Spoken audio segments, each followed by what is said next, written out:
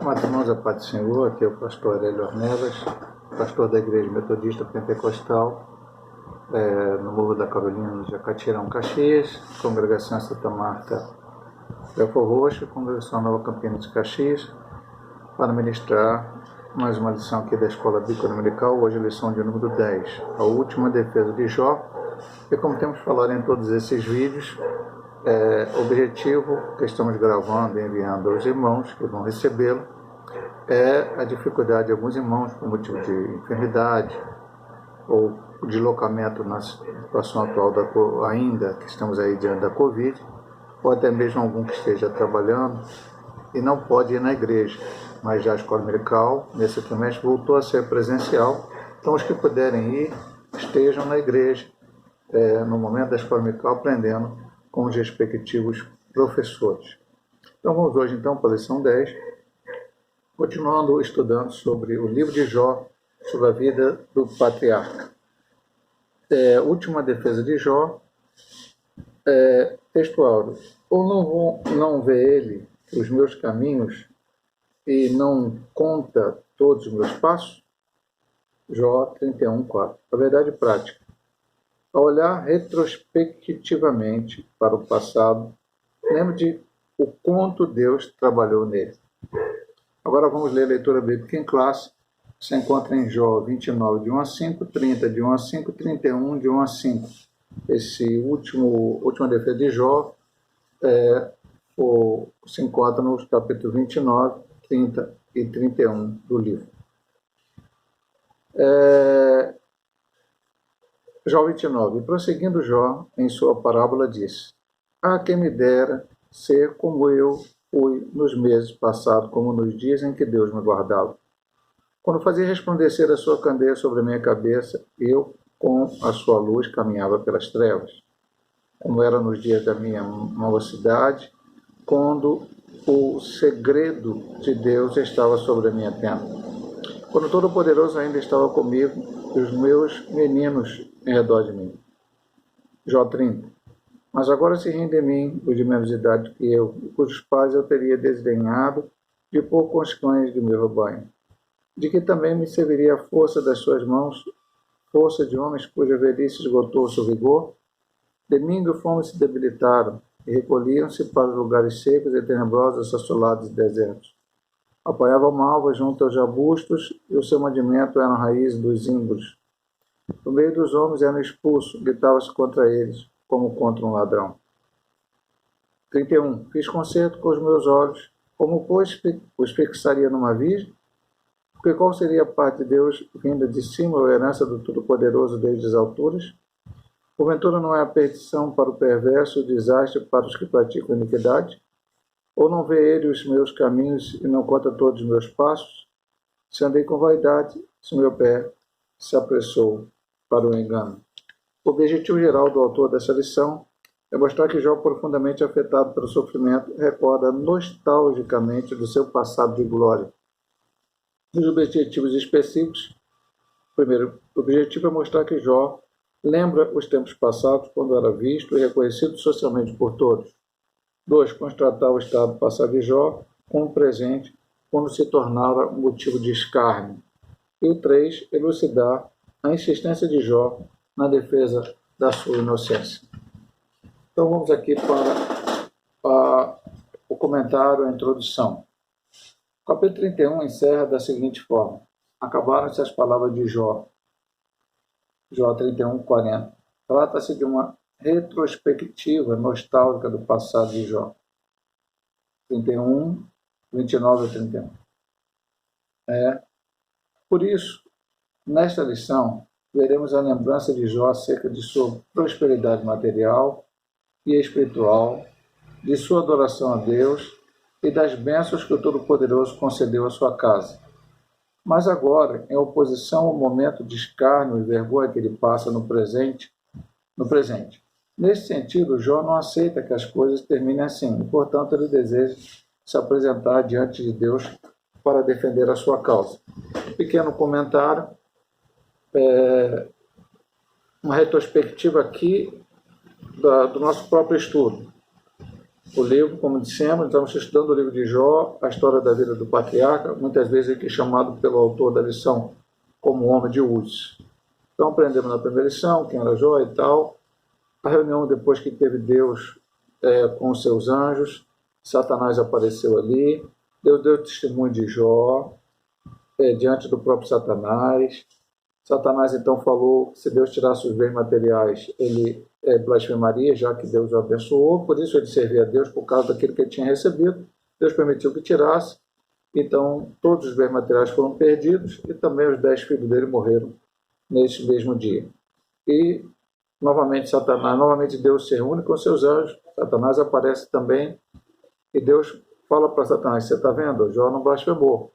Aí ele falou: se tocar na sua carne, ou seja, né, tirar a sua saúde, ele blasfema, qualquer homem blasfema. E aí Deus permitiu, apenas não podendo tocar na vida dele. E aí, novamente, Satanás vem e Jó se enche de chagas. É uma doença terrível. Mas em nenhum momento ele blasfema de Deus.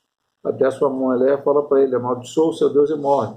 Ele diz para ela: Deus deu, Deus tirou, louvado seja o nome do Senhor, recebemos de Deus os bens, não recebemos os males. E a Bíblia diz que em tudo isso ele não blasfemou contra o Senhor. A partir do capítulo 3, Satanás não aparece mais em nenhum momento no capítulo. Depois estudamos o momento em que os 3 amigos de Jó vêm e são ao seu lado, passam 7 dias, e até a capa da lição sempre falaram uma palavra. Jó então amaldiçoou o dia do seu nascimento, ele preferia nem ter nascido ou estar passando todas aquelas situações, e logo depois vem os diálogos, os debates, entre aspas, entre Jó e seus amigos. Seus amigos têm uma teologia, estudamos primeiro a de Elifaz, depois a de Bildade e a de Zofar, sempre achando em Jó um pecado em cima daquilo que eles, e o próprio Jó tinha aprendido como um entendimento, eu não vou nem falar a palavra teológico, né, porque teologia se remonta a um estudo, foi feito naquele tempo, nem tinha escrito ainda, o conhecimento de Deus que eles tinham. O justo recebe as bênçãos de Deus e o pecador sofre. E a última do Zofar falava até sobre um pecado oculto de Jó. Depois disso, nós vimos o capítulo 28, semana passada, sobre a sabedoria. E foi uma lição maravilhosa que entendemos muitas coisas. E hoje vamos ver a última defesa de Jó. Agora ele já não fala e nem é rebatido por nenhum de seus amigos naquele primeiro momento. Depois nós vamos ver na lição que vem a teologia de Eliú, e mais nas lições para frente nós vamos ver quando Deus aparece ao próprio Jó e o final da situação. Então aqui no finalzinho da introdução diz: nesse sentido, Jó não aceita que as coisas terminem assim, portanto ele deseja apresentar diante de Deus para defender a sua causa. Nessa defesa de Jó, ele lembra do seu estado antigo, aqui fala até nostalgicamente, né? Aquela nostalgia, como era bom o passado. É até bom a gente pensar sobre isso aqui já na introdução. O passado, como a própria palavra diz, já passou. Não podemos voltar atrás. Se ele foi bom ou se ele foi ruim, não tem como voltar. Se no passado as coisas ocorreram como a gente gostaria que ocorresse hoje, não estão ocorrendo como depois de Jó, na sua última defesa, fala do seu estado atual, comparando praticamente as coisas, não tem como mudar isto. Não será a volta ao passado, ou uma reclamação, ou uma nostalgia, ou qualquer coisa que vai fazer mudar o presente, de um lado ou de outro, de uma maneira ou de outra. Mas o que Jó fala também, e aqui é o mais importante, ele gostaria, ele pretenderia ter a oportunidade de estar frente a frente com Deus para poder entender o que ele estava passando. Lembrando sempre, nós estudamos esse trimestre todo, falamos em várias lições, que Jó não sabia o que tinha acontecido. Jó era um homem fiel, reto, sincero a Deus, desviado do mal. Isso o próprio Deus falou para Satanás. Seus amigos sabiam disso, sua família sabia disso. Só que seus amigos depois, por causa dessa teologia que eles tinham na sua mente, que se alguém sofresse é porque estava errado, tinha pecado, feito alguma coisa, trouxeram esse assunto a ele. Mas nem o próprio Jó sabia. é que Deus tinha permitido a Satanás a tocar nele e aquilo tudo acontecesse. Então ele queria entender isso. E ele acharia até mesmo, se ele chegar diante de Deus, Deus inocentaria ele da acusação feita pelos seus amigos, lembrando também que muitas coisas que Jó falou, embora deixa bem claro, jamais Satanás conseguiu o seu objetivo, ou seja, que ele blasfemasse de Deus. Mas algumas coisas Jó falou sem entendimento, o que ele depois, lá no final, nós vamos estudar isso na última lição, ele disse, eu falei de aquilo que eu não entendia, aquilo que eu não compreendi. Então é isso que nós vamos estudar na lição de hoje, essa última defesa de Jó. Vamos aqui para o ponto 1. Jó relembra seu passado de glória, prosperidade material e espiritual. Isso no capítulo 29, do versículo 1 a 11. Jó demonstra um sentimento nostálgico com relação ao seu passado. A primeira coisa que se lembrou desse passado glorioso foi a comunhão que ele desfrutou com Deus. Versículo 2 e 4. Se você voltar aqui na lição, diz: ah, quem me dera ser como fui eu nos meses passados, como nos dias em que Deus me guardava. E o 4. Como era no dia da minha mocidade, quando o segredo de Deus estava sobre a minha tenda. Eram lembranças de um passado que não mais existia. Ele lembra que Deus o protegia. Suas bênçãos sobre ele e sua família, sua orientação em meio às dificuldades e a presença real de Deus na vida dele. Jó, portanto, havia sido um homem grandemente abençoado por Deus. Veja bem, meu amado irmão, e aí um parecer meu, e aí eu não estou criticando Jó, já falamos isso várias vezes aqui, se nós passássemos, eu passasse, você passasse, eu não passasse, todos nós passássemos o que Jó passou, talvez a nossa reação pudesse ser até pior do que a Jó teve, ou poderíamos até fazer algo que Jó acabou nem fazendo. O que eu penso, e nós estamos aprendendo, eu tenho dito isso aos irmãos, aprendemos a lição, agora, nesse atual momento sobre Jó, pode ser que no outro trimestre, adiante, vamos aprender sobre Davi, sobre Moisés, sobre Abraão, sobre qualquer outro homem de Deus, nós vamos ver aquilo que passou na vida dele de um aspecto, nós não estamos vivenciando o que eles passaram e nós estamos olhando já o resultado final. Eu sei o que aconteceu no final da vida de Jó, mas agora nós temos que ver o momento, e aí entender que Jó estava ali pensando naquelas coisas, né, falando aquelas coisas, pensando como ele tinha sido grande, como ele tinha abençoado por Deus. Mas, e aí que eu faço a minha colocação, hoje nós estamos vivendo na graça, estamos vivendo no Novo Testamento, nós vivemos depois da vida de Cristo, sempre lembramos disso, né? Jó viveu no Antigo Testamento, no momento que nem havia ainda a lei de Moisés, mas já uma perspectiva de um Salvador, como ele diz no capítulo 19 e 25. E hoje, como é que eu consideraria minha vida abençoada? Se por acaso acontecesse na minha vida, meu passado. Então, no passado, né, comecei a servir o Senhor, prosperei financeiramente, saúde excelente, família tranquila, praticamente sem problemas, servindo a Deus, ganhando almas para Jesus, enfim, coisas assim. E de repente acontece algum problema na minha vida, eu não tenho como entender o porquê aquele problema aconteceu, não tenho uma explicação lógica para mim, e aí eu penso que nesse momento Deus não tem me abençoado. Eu fui abençoado no passado, agora não. Agora alguma coisa está acontecendo diferente. Não, meu amado irmão. A nossa vida, a vida do cristão, ela é sempre abençoada por Deus. Mas, pastor, eu estou passando luta, problema, como é que eu posso estar sendo abençoado? A tua perspectiva tem que ser aquela que o próprio Jó depois descobriu e entendeu. Até agora eu te conhecia por ouvir falar, agora meus olhos te veem. A perspectiva de que, primeiro, a maior bênção do cristão é o teu nome está escrito no livro da vida. É a salvação e a vida eterna. Aqui na terra, como Jesus disse, nós passaremos por tribulações. Já falamos, acredito que dificilmente alguém passará todas as tribulações como Jó estava passando. Tudo ao mesmo tempo, perder filho, perder saúde total, perder bens materiais, ficar ali daquela maneira como ele ficou. Mas se ainda isto vier a acontecer na vida de qualquer servo de Deus, tem que ter em mente que Deus não nos abandonou e não nos abandonará. Jesus Cristo fez uma promessa antes de ir ao céu: eis que estou convosco todos os dias até a consumação do século. Vamos ao ponto 2, 1.2, reconhecimento social. Então, está lembrando do seu passado, né? Então, também se lembra da sua antiga condição social quando exercia a função de um respeitado juiz de sua cidade. Tanto os jovens como os velhos o procuravam para serem orientados. Talvez isso explique a linguagem jurídica que aparece com frequência no diálogo do livro. Isso demonstra que ele exercia um importante papel social na sua comunidade. Ele ajudava o desvalido, dava orientação de forma sábia e agia com justiça. Lembrando, meus amados irmãos, no ponto não acabou ainda, eu só parei aqui para comentar. Hoje o sistema judicial é diferente. Hoje, para a pessoa se tornar um juiz, primeiro tem que estudar a advocacia, por muito tempo, exercer e até ter os outros cargos. Enfim, uma certa situação. E aí, quando é escolhido para ser juiz, também é sabatinado, uma coisa.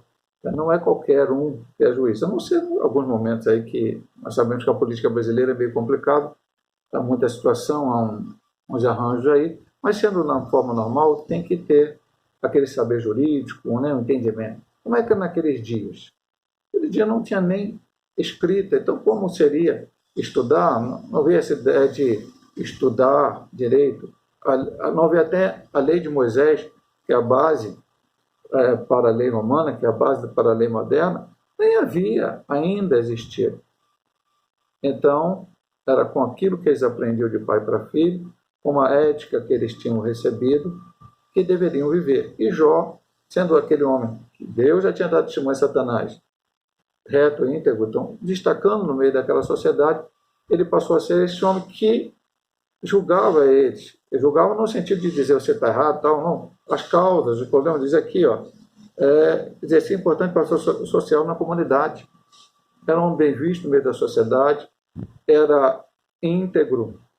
E isso aqui nos faz remeter para nós hoje, cristãos. O mundo tem que olhar para nós e ver Cristo.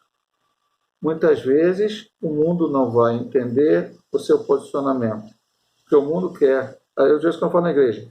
Hoje, no século XXI, o que as pessoas querem é o politicamente correto. O que a sociedade acha que é o certo. O que a sociedade diz que é o certo. Mas nós cristãos vivemos no que é biblicamente correto, na palavra de Deus. E até muitas vezes não somos entendidos, mas temos que continuar a nossa vida. O mundo não pode olhar para nós e ver nós praticando coisas que a própria Bíblia Sagrada condena, que a palavra de Deus diz ao contrário.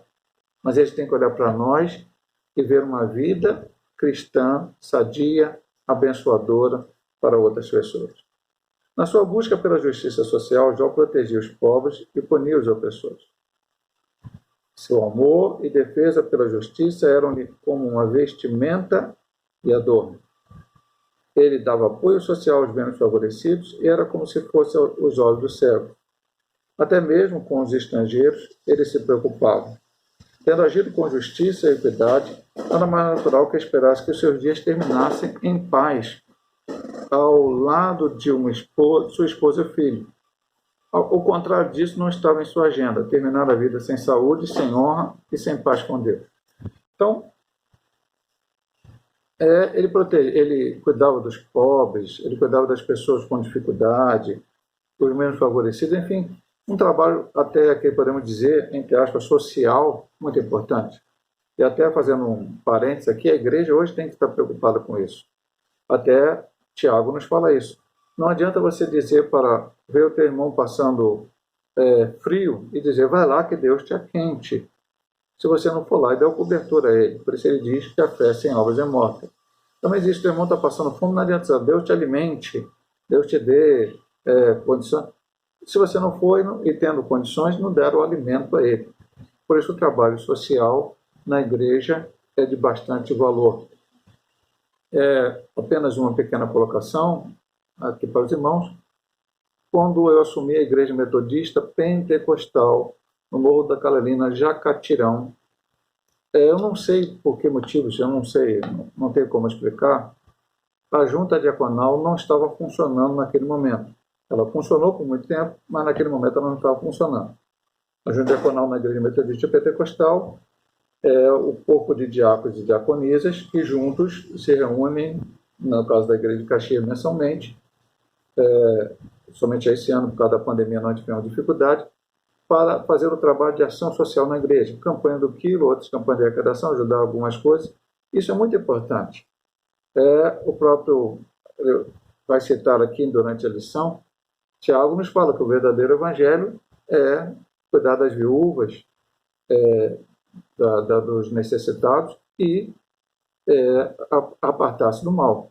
Então Jó fazia isso. Além de se apartar do mal, ser reto, ele também cuidava das pessoas.